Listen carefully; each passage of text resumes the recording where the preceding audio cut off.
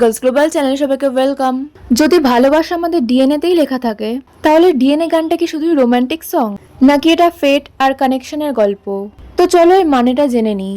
BTS এর DNA গানটা মূলত ট্রু লাভ, ফেট এবং প্রিডেস্টিনড সোলমেট নিয়ে। তুমি কখনো অনুভব করেছো যে কাউকে দেখে মনে হয় ও যেন শুধু তোমার জন্যই তৈরি, যেন ইউনিভার্সই তোমাদের মিলন ঘটানোর জন্য কিছু লিখেছে? এই গানটাতেই সেই অনুভূতি ফুটে উঠেছে। গানের কথাগুলো বোঝায় যে তুমি যখন কাউকে সত্যিই ভালোবাসো, তাকে পাওয়া কোনো কোইন্সিডেন্স বা র্যান্ডাম ঘটনা নয়। এটি একদম ন্যাচারাল এবং আনঅ্যাভয়েডেবল। বিটিএস এখানে বোঝাতে চায় ভালোবাসা কখনো এফোর্ট সাপেক্ষ নয়। যে প্রেম সত্যি সেটা নিজের মতন স্বাভাবিকভাবেই ঘটে।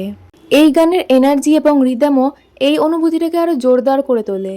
তুমি যখন কাউকে সত্যিই ভালোবাসো, তা কেবল হৃদয়ের অনুভূতি নয়, বরং ইউনিভার্সই যেন তোমাদের মধ্যে ইনভিজিবল কানেকশন তৈরি করে দিয়েছে। এই প্রেম স্পন্টেনিয়াস, ন্যাচারাল এবং পাওয়ারফুল।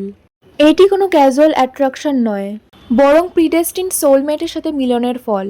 ডিএনএ রিপিটেড কথাটি শুধু রোম্যান্টিক নয়, বরং কসমিক সেন্সও দেয়। ফর এক্সাম্পল, তোমাদের মিলন ইউনিভার্সের নিয়মে লেখা আছে।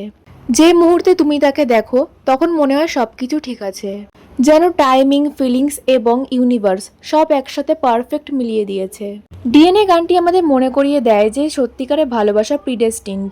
তো গাইস, আজকে ভিডিওটা এই পর্যন্তই। ভালো লাগলে একটি লাইক এবং চ্যানেলটি সাবস্ক্রাইব করে দিও। Thank you.